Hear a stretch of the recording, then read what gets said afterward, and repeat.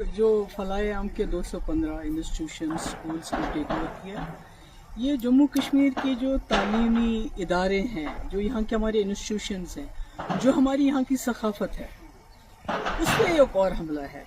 मैं इसलिए सकाफत और जम्मू कश्मीर के तशख्खुस के साथ इसको जोड़ रही हूँ क्योंकि बहुत कम ऐसे स्कूल हैं FAT की तरह जो स्कूलों में इखलाकी इस्लामी तालीम के साथ जो रेगुलर एजुकेशन भी देते हैं। मतलब कोई आप जिस स्कूल का नाम नहीं ले सकते हैं जहाँ पर ये बैलेंस मेंटेन होता हो,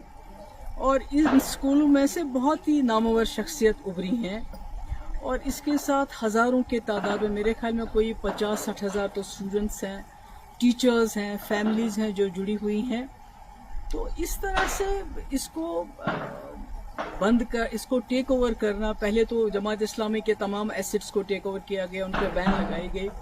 पर तभी उम्मीद थी कि यहाँ एक चुनी हुई सरकार आएगी, इलेक्शन होंगे, तो शायद ये जो हम पे ताबड़तोड़ हमले हो रहे हैं हमारे तशख्खुस पे, हमारे हर इदारे पे, तो कहीं ना कहीं उसको वो रोकने में कामयाब हो जाएंगे। और शायद यही वजह है कि लोगों ने नेशनल कॉन्फ्रेंस को तकरीबन 50 सीटें दी, पार्लियामेंट में 3 मेंबर पार्लियामेंट दिए लद्दाख को लेके। तो पर अफसोस की बात है कि बजाय इसके वो इस चीज़ को रोके, तो ये गवर्नमेंट की तरफ से ऑर्डर आना, मुझे लगता है कि ये मतलब एज अ कश्मीरी मुझे लगता है कि ये जो लोगों का जो भरोसा है उन पे क्या गुजरी होगी, मैं उसका अंदाज़ा नहीं लगाना चाहती, क्योंकि पिछले इलेक्शन में तमाम लोगों ने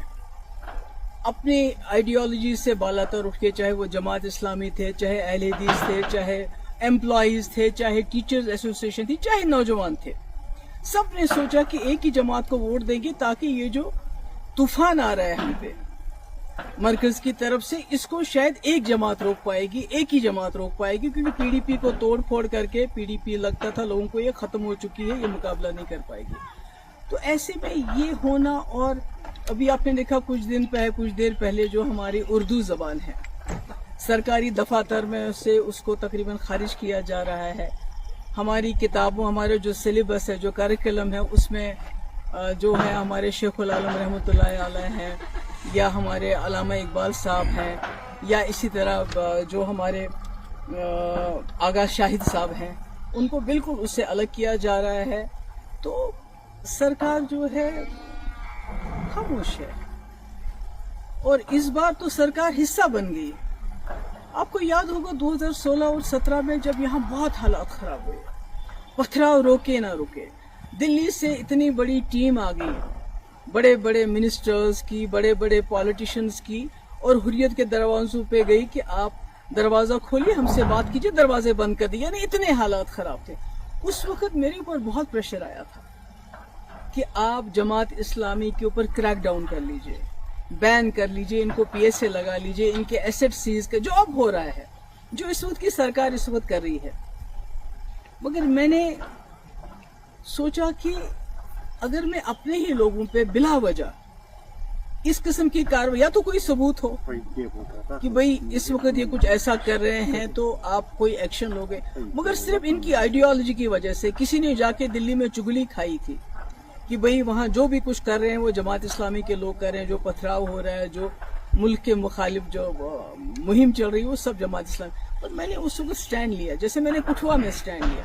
हालांकि मेरे पास अक्सरियत नहीं थी, हम PDP BJP सरकार में बने हुए थे। आज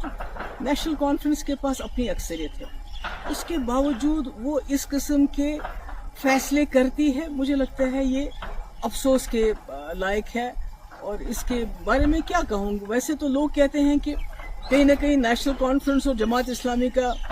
पुराने वक्त से चल रहा है कि जब शेख साहब मरहूम 77 में आ गए, उसके बाद जमात इस्लामी वालों के साथ क्या किया गया, किस तरह इनके घर चलाए गए, क्या क्या हमारी मुकद्दस किताबें भी नजर आतश की गई, उसके बाद 87 के बाद क्या किया गया, जो फलायम ट्रस्ट के टीचर है उनको कैसे पब्लिक सेफ्टी एक्ट लगाया गया,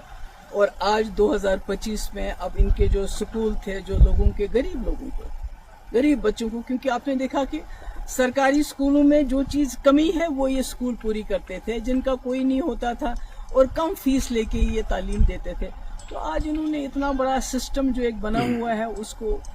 ایک حساب سے تباہی کے دہانے پہ پہنچا دیا ہے.